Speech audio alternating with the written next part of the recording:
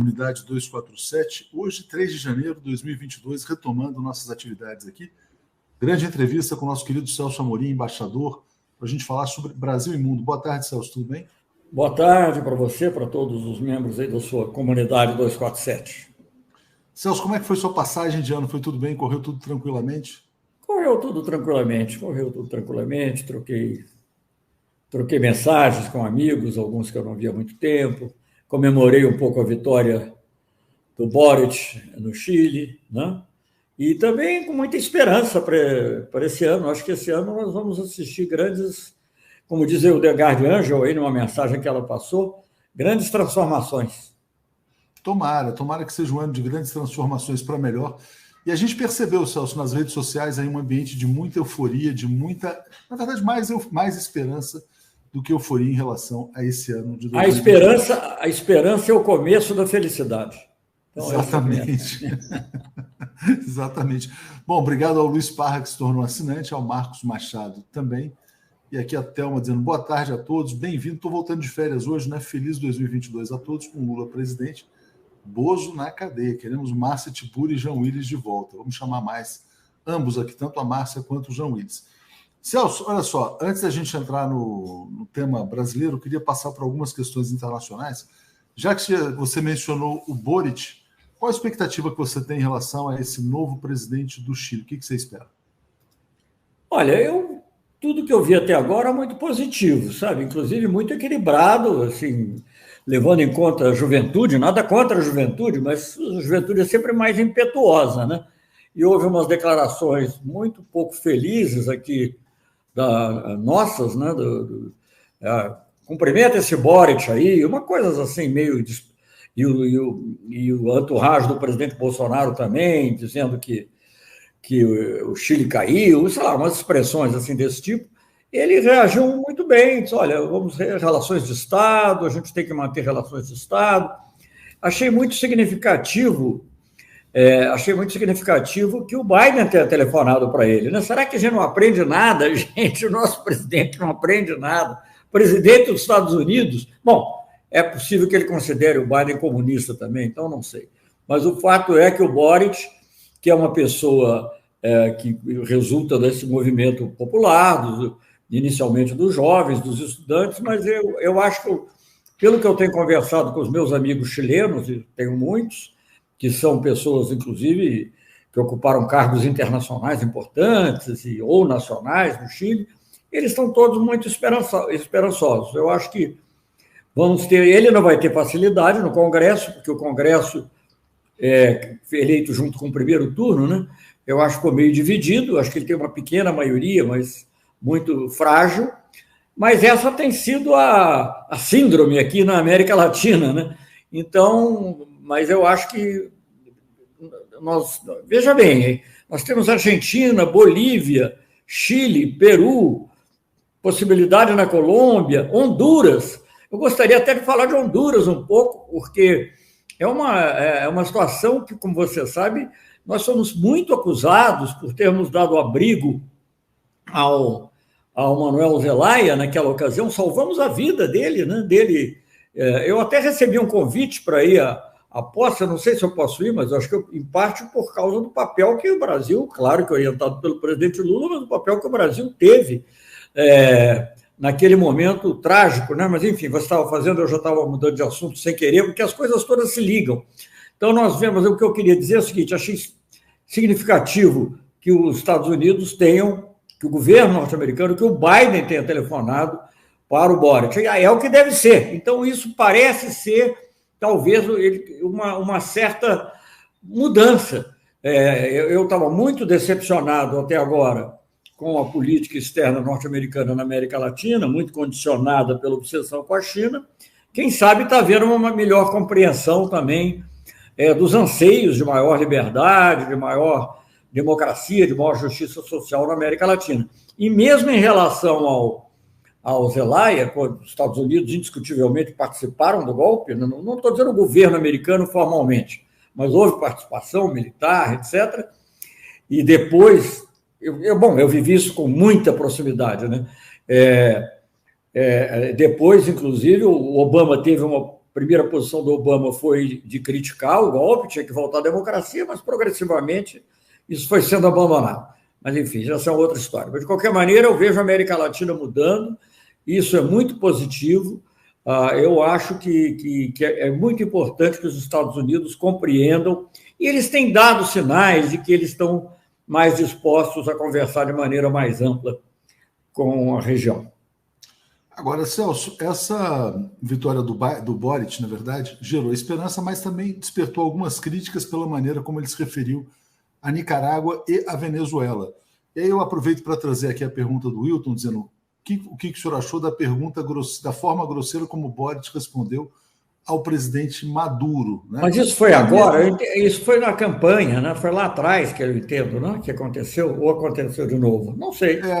Pode ser. Na verdade, aqui, ó, tem aqui, por exemplo, a Yara Jamal está dizendo, ó, aquela resposta não foi de agora, mas ele tem uma postura crítica em relação a Venezuela e Nicarágua, dizendo que não são democracias, e algumas pessoas da esquerda aqui na América do Sul, no Brasil também, dizem que o Boric representa o que seria a esquerda identitária, vamos dizer assim, que não preza tanto pela questão da soberania. Então, te passo para comentar um pouco. Gente, olha, essa coisa de identitária, vamos botar as coisas nos devidos lugares, né? Quando nós estamos falando de certos aspectos, lá, por exemplo, quando você fala da opressão do povo negro, eu estou lendo Torturado aí, o romance Meu Filho Me Deu, do Itamar Vieira, se não me engano. É muito interessante, mas o povo negro sempre foi oprimido, gente. Isso é a maioria do povo brasileiro, então não é uma pauta identitária como se não tivesse nenhuma importância. E no Chile ele está dando muita importância às mulheres, realmente, também ao povo mapuche, ao povo indígena. Isso é correto, isso é correto. E eu acho que ele nem por isso ele vai deixar de cuidar de outros aspectos. Eu não conheço detalhes do programa econômico, nem sei se ele está totalmente desenvolvido, mas eu vejo, assim, uma visão, não é uma declaração neoliberal, ele quer mudar a Previdência Social, a reforma da Previdência lá, ao contrário daqui, né? Quer dizer, para dar proteção aos mais velhos, aos mais pobres. Agora, nós não precisamos concordar sobre todos os pontos de política externa. E vem cá, com relação a alguns desses países, né, tem muitas pessoas da esquerda que fazem críticas também. A gente não pode também adotar uma posição dogmática, né? Eu acho que, obviamente, ninguém pode ser a favor da intervenção externa em nenhum desses países, Venezuela, Nicarágua, Cuba. Agora, nem por isso também eles estão isentos de uma possibilidade de diálogo, desde que não seja um diálogo intervencionista. Nós mesmos praticamos esse diálogo com o presidente Chávez. O presidente Chávez, pelo menos o que me parecia logo de início, é que ele queria quando a gente propôs o grupo de amigos, ele pensava numa coisa diferente. Enfim, ele nunca disse que não queria fazer o referendo revogatório, mas ele, digamos assim, a promessa firme de que ia fazer foi já no contexto do grupo de amigos. É claro que era uma coisa que já estava na Constituição venezuelana. E nós ajudamos que ele fizesse, ele aceitou até a observação internacional na época da OEA. Hoje em dia a OEA está desacreditada, né? Enquanto não mudar totalmente, não se pode fazer nada com a OEA. Mas, enfim, então o que eu quero dizer, essas questões são complexas. Você pode defender, digamos assim, a luta anticolonial, a luta pela democracia, e, ao mesmo tempo, compreender também que não é bom que haja presos políticos. Eu acho que o Brasil, do presidente Lula, né, certamente, ele pode dizer que nunca houve um preso político, nunca ninguém foi perseguido por razões políticas. Então, eu acho que é natural que essa nossa visão se estenda para outros países. O que não quer dizer que países que estão sofrendo sanções, perseguições externas acabem também. Isso não é, talvez, uma justificativa, mas é uma explicação para certas situações que poderiam, talvez, melhorar. Vivem sob pesadas restrições econômicas também. Isso. Agora, Celso, então vamos passar para o tema internacional, que é o tema hoje mais quente, né? Que é Ucrânia, Rússia, Estados Unidos, telefonema do Biden para o Putin, aí o Blinken para o Zelensky, que é o presidente ucraniano, e esse fantasma, né? Olha, se a Rússia invadir a Ucrânia, haverá reação. A Rússia tem alguma pretensão, na sua opinião, a invadir a Ucrânia ou não? Como é que você vê essa questão da expansão da OTAN também para, vamos dizer assim, para a porta de entrada da Rússia? Olha, você tem uma coisa curiosa. Se você me permitir, eu vou me estender um pouquinho, porque eu acho que é uma coisa curiosa isso que se passa entre a Ucrânia e a Rússia. Você sabe que há dois princípios muito importantes no direito internacional. Um, a integridade territorial dos Estados. São princípios pelos quais nós zelamos, evidentemente. Um país como o Brasil tem que zelar, a China zela por ele. O outro é o da autodeterminação dos povos. Quando a Crimeia se separou da Ucrânia, ela estava praticando a autodeterminação, em certa maneira, atuando contra a integridade territorial dos Estados, tal como eles existiam naquele momento. Então, essas coisas, às vezes, são contraditórias. Há 20 ou 30 anos atrás, o Ocidente fez exatamente o contrário, e a Rússia também, porque os Estados Unidos apoiaram a autodeterminação do Kosovo, contrariando a integridade territorial da Sérvia. Então, as coisas são complexas, mas para responder a sua pergunta, eu acho que a Crimeia, sem dúvida alguma, talvez sempre tenha sido, digamos, uma aspiração russa reaver a Crimeia. Você veja bem, você pega qualquer romance russo do século XIX, ninguém fala que a Crimeia fica na Ucrânia. A Crimeia era parte da Rússia. Desde que a guerra da Crimeia, de tão falada, foi uma guerra que envolveu França, Inglaterra, na época não se falava Reino Unido, né? França, Inglaterra e Turquia, Império Otomano. E a Rússia. Ninguém falava de Ucrânia. Então, é um pouco um caso especial. Eu acho que com a Crimeia, do ponto de vista territorial, não é que os russos queiram ter uma ampliação, mas, digamos assim, do ponto de vista da integridade étnica, cultural, etc., eu acho que com a Crimeia eles se dão por satisfeitos. O que eu acho é que eles mantêm, mais ou menos de forma permanente, uma certa pressão na fronteira. Primeiro, é um apoio também para que não haja, digamos assim, abusos contra as populações predominantemente russas, de fala russa, de língua russa, da fronteira já do lado ucraniano. E segundo, e aí sim eu acho que é o objetivo estratégico da Rússia, essa vai ser a defesa, esse vai ser o ponto central em qualquer negociação, é que não sejam estabelecidas bases militares na Ucrânia. E aí eu acho que eles têm toda a razão. Veja bem, não é porque... E aí não tem nada nem de ideológico, nem de semi-ideológico, nem nada disso. Pensadores conservadores, eu vou citar dois, e diferentes. Pensadores conservadores, quando houve o fim da União Soviética e a queda do socialismo real, eles advertiram muito contra o perigo da expansão da OTAN. O Kennan, George Kennan, que foi o famoso inventor do conceito da contenção, né, que deu origem, digamos, à ideia de que na Guerra Fria não era invadir a Rússia, mas era impedir que ela que a União Soviética, mas impedir que ela se expandisse. George Kennan, portanto, uma pessoa insuspeita, ele é famosíssimo para quem estuda história diplomática, porque ele escreveu um famoso telegrama longo, The Long Telegram, em que ele expunha as teorias. O Kennan, que agora já faleceu uns 20 anos atrás, mas logo no início, logo depois da queda do Muro de Berlim, etc., ele disse assim, a OTAN não devia avançar sequer nos países da Europa Oriental. A OTAN devia estar onde ficou, onde ela é. Bem, avançou. Hungria, logo houve guerra, ali, ataques justamente nós estávamos falando do Kosovo, né, ataques à Sérvia, etc. Não estou entrando no mérito. E eu me lembro que eu me espantei, eu fui a uma reunião da Organização Mundial, eu era embaixador em Genebra, e fui a uma reunião da Organização Mundial do Comércio na Hungria, e vi aqueles aviões da OTAN saindo, eles estavam saindo para participar dos bombardeios ao Kosovo.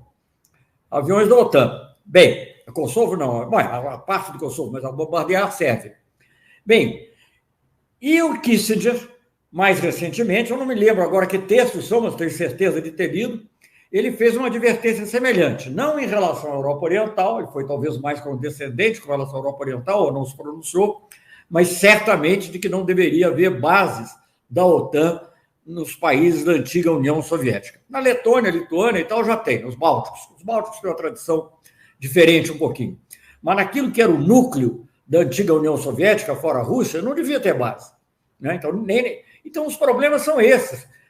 Na Geórgia e na Ucrânia. Então, eu acho que o objetivo russo é o seguinte, nós não invadimos e vocês não põem bases aqui na Ucrânia. Essa é a questão. E eu acho que isso é normal. Porque sempre que você tem potências rivais, antagônicas, você tendo um Estado tampão, isso melhora as condições de paz no mundo. Então, a Ucrânia é uma espécie de Estado tampão, porque a Ucrânia é o país por onde passa, inclusive, uma parte, agora vai ter também pelo mar, né? Pelo mar Báltico, Mar do Norte, sei lá, pelo Mar do Norte, o gasoduto. Mas é uma parte, então ele é muito importante para a Europa, e para a Europa Ocidental, para a Alemanha, etc., mas é muito importante para a Rússia também. E tem uma população, metade da população, não sei se hoje, depois que saiu a Crimeia, se a proporção é a mesma, mas metade da população ucraniana fala russo, né? É muito mais ligada aos russos do que ao Ocidente. Hoje em dia talvez não seja tanto, seja uns 30%, mas de qualquer maneira, enfim, o que eu acho é o seguinte, o objetivo russo, inclusive da linguagem dura, é garantir que não haja bases ocidentais, nomeadamente da OTAN, nos países da antiga União Soviética, fora os bálticos, que já está mais ou menos estabelecido. E os dois objetivos principais são Geórgia, onde houve as crises ligadas lá ao Ossécia, etc., que você há de se lembrar, e na Ucrânia. Então, eu acho que é isso. Agora, as coisas não são simples, né? A própria diplomacia ela é complexa. Talvez você tenha lido mais do que eu, você muito bem informado, eu vou só lendo aos pouquinhos, mas houve declarações que aparentemente são um pouco contraditórias no tom, talvez na essência, no tom. A primeira reação russa a primeira reação do Kremlin em relação ao telefonema Biden-Putin foi bastante positiva, bem esperançosa. E mais tarde houve uma declaração do Lavrov mais dura. Então, não sei bem. Depois você lembrou essa coisa do Blinken, que novamente prometeu declarações também de que se a Ucrânia for invadida, as consequências serão terríveis, etc. e tal. Então, ali é uma zona complexa, é uma zona difícil, mas eu não creio que o objetivo russo seja invadir a Ucrânia. E o objetivo ocidental não deveria ser por base. A neutralização, né, no século passado ficou famosa a expressão finlandização, porque a Finlândia ficou neutra ali, entre os países da OTAN e os países do Pacto de Varsóvia. Devia ter uma espécie de finlandização da Ucrânia. Fica neutra. Vai ser o melhor para ela, inclusive. Então, eu acho que é essa, eu não sei, eu não posso falar pelos ucranianos, mas é o que garantirá a paz, o que mais garantirá a paz na região.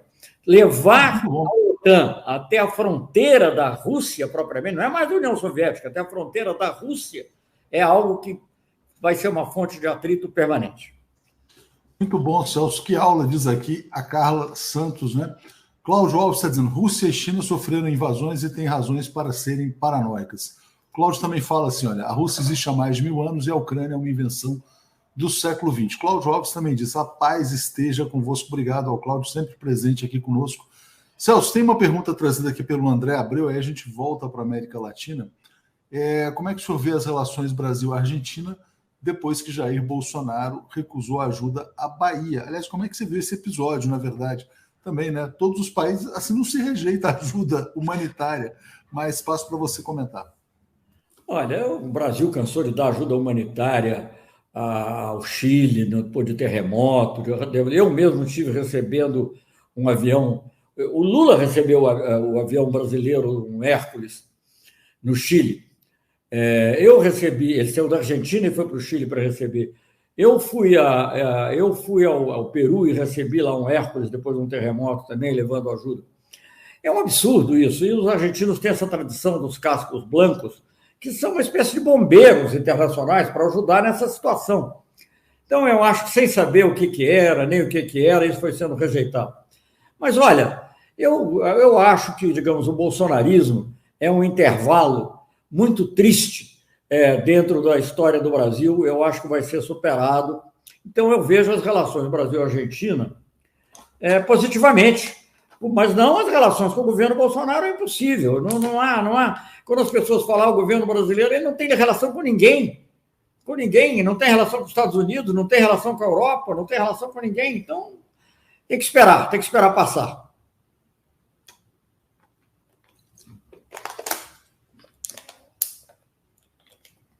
Desculpa, estava com o microfone, não, estava com o meu microfone fechado aqui, fiz uma pergunta, que eu te perguntava se isso abala as relações ou se eles veem isso como um...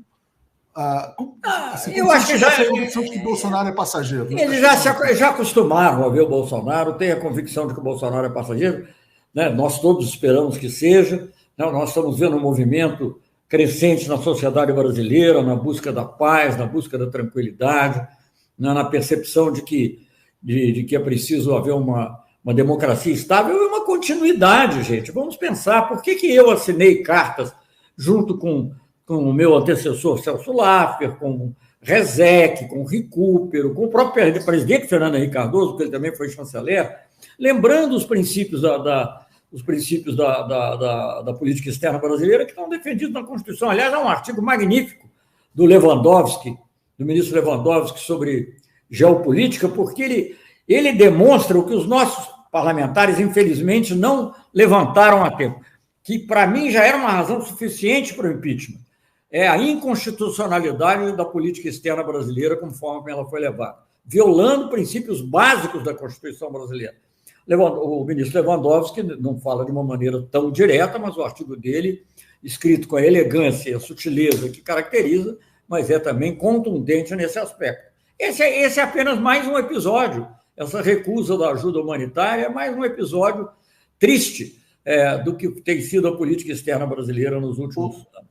Esse artigo saiu no domingo, de fato, Celso, é um artigo muito interessante. Então, a política externa ela tem princípios básicos constitucionais que não podem ser alterados por governos. É isso que você está colocando. O Lewandowski colocou. Há sempre aquela pergunta: a política externa é uma política de Estado ou é de governo? Ela é as duas coisas, mas ela é fundamental. Os princípios básicos estão na Constituição, política de Estado. Você não pode violar o princípio da autodeterminação dos povos, da não intervenção, da solução pacífica de controvérsias, da independência nacional,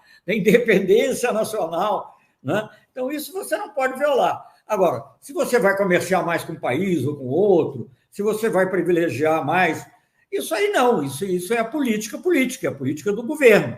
Né? É natural que seja assim, você pode ser mais amigo de um, amigo de outro, isso não vejo problema. Né? Desde que não seja subserviente, desde que você não entregue a sua soberania a um país estrangeiro. Falando nessa questão tinha um comentário aqui sobre a importância da integração latino-americana, Celso. O presidente argentino Alberto Fernandes, ele tem uma viagem programada para a China, uma viagem de Estado, onde vai haver a formalização da adesão da Argentina ao projeto da Rota da Seda.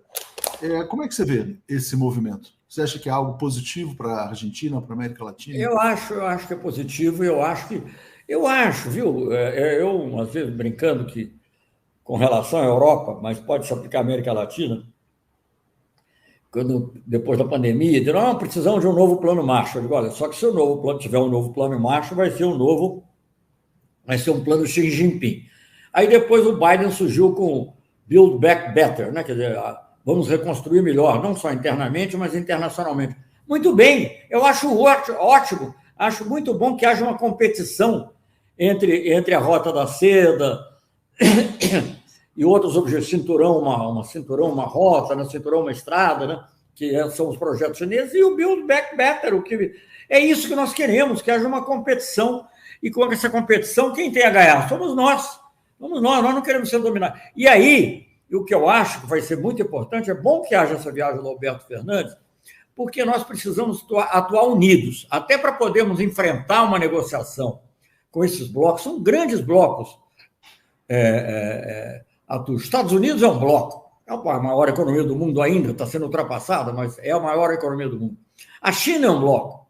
O Brasil sozinho, por maior que seja, eu respeito muito e repito muito o que o Paulo Nogueira Batista, com quem você vai estar amanhã, sempre fala, o Brasil é grande, eu concordo com ele, até digo que os nossos comentaristas, e ele cita, sofrem de nanomania, né? E não de megalomania, mas de nanomania, mas o Brasil não é grande o suficiente, ele é grande talvez para liderar, para empurrar a América Latina e o Caribe. Agora, para você comparar com China, para comparar com os Estados Unidos, para comparar com a União Europeia, tem que ser América Latina e Caribe unida, com o núcleo sendo a América do Sul, porque a América do Sul tem mais condições geopolíticas de manter essa unidade, mas é claro que o México tem um papel muito importante e por isso também o presidente Lula vai visitar o México em breve. Eu acho que consolidar essa aliança é muito importante. Tinha um comentário aqui dizendo que o BBB dos Estados Unidos afundou, que é o Build Back Better, né? E aí eu ia te perguntar, Celso, se você vê os Estados Unidos hoje com condições financeiras de oferecer um pacote, um novo plano Marshall, porque a China, na verdade, é um país superavitário, tem muitos recursos, continua crescendo. Os Estados Unidos eles estão numa situação econômica um pouco mais delicada. As condições mudaram, né? Será que há condição para um projeto desse tipo? Não, eu acho difícil, mas eu acho que seria bem-vindo. Isso que eu quero dizer. Eu quero dizer que não há uma preferência nossa por uma relação especial com a China. Eu acho que o que eu acho é que uma relação especial com a China, em vez de ensejar reações contrárias e reações violentas ou sanções contra certos países, por que deixaram de convidar a Bolívia? Eu não consigo entender nessa coisa das democracias. Por quê? Não sei. Será porque tem relação com a China, com a Rússia? Eu não sei. Mas, enfim, o que nós precisamos é o contrário. O Kennedy, lá atrás, entendeu isso. Não pôde executar, porque houve tudo que a gente sabe. Mas a ideia da Aliança para o Progresso podia ter uma ideia meio colonialista ali no meio, mas era tentar rebater a influência dos países socialistas com recursos também. Nunca vieram, né? Nunca vieram. Os recursos nunca vieram, ou vieram muito poucos. Eu acho que agora é isso. Agora, você tem razão. Não só agora, os Estados Unidos têm uma dificuldade intrínseca. Por quê? Porque a apropriação da poupança nos Estados Unidos é totalmente privada. Então, enquanto a China dispõe de uma poupança que está na mão do Estado e que ela pode direcionar para... que não é só a América Latina, a África, a Europa mesmo, né, que estão entrando... A China pode direcionar, os Estados Unidos não podem. O governo norte-americano não pode. O governo depende do que fazem os grandes bancos, as grandes corporações, e isso torna mais difícil para eles. Mas isso é um problema deles, é um problema deles. Não é por causa dessa dificuldade deles que a gente vai deixar de ter boas relações com a China. Eles que melhorem a capacidade interna de gerar recursos, porque a riqueza eles têm. Os Estados Unidos é o país mais rico do mundo ainda. E se você for comparar em termos de renda per capita, eles estão ainda anos-luz não digo, mas estão muito na frente da China. Então, eles deveriam ter capacidade, mas não tem, desperdiçam. Tem muito desperdício, muito gasto militar, muitas coisas desnecessárias, né? Pois é, o Estado nos Estados Unidos, tem uns estudos antigos, do Paul Baran e do Sweezen, dos anos 60, mas são muito interessantes até hoje, porque a única justificativa que a sociedade norte-americana, estou falando de modo geral, né, aceita para gasto público, agora eu acho que o meio ambiente está entrando um pouco nisso, devagarzinho, combate. Nem era gasto social, muito difícil, Obama melhorou um pouco, mas muito pouco, era gasto militar. Então, os únicos gastos são militares, mas não é isso que a gente quer. A gente não quer o Build Back Better, não pode ser Build Bombs Better. É ajudar a riqueza, o avanço social. Agora, veja bem, alguém que disse que fracassou realmente está tendo dificuldade, porque o Biden não tem maioria, mas algumas coisas estão passando na área de infraestrutura, talvez não da maneira como ele pensou inicialmente, mas eu acho que alguma ajuda foi dada também em termos para estudantes pobres. Nem tudo foi recusado. Acho que também... Eu não sou daqueles que aposto e que desejo um fracasso norte-americano e uma debacle. A debacle americana, uma grande potência, quando entra em debacle, vira mais perigosa.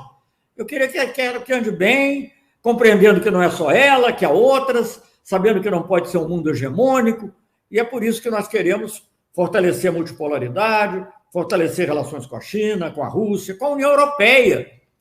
O presidente Lula falou na última entrevista à Reuters, falou muito da relação com a União Europeia, que é muito importante, porque é uma construção, não quer dizer que seja o acordo da União Europeia, estritamente Mercosul-União Europeia, como foi feito. Isso é outra questão que terá que ser discutida. Mas é questão de você, digamos, se ancorar em outros países também para poder fazer frente a essa competição. E a União Europeia, eu acho que tem alguns pontos de semelhança com a América Latina. Claro que é muito mais rica e tem também uma tendência a querer neocolonial. Então, isso tem que ser visto de maneira correta e adequada. Mas eu acho que não é de desprezar. E tem a relação com os países em desenvolvimento. Eu já falei da própria América Latina, da integração, que é fundamental, mas com a África, com outros países asiáticos, com a Índia, é isso que tem que ser.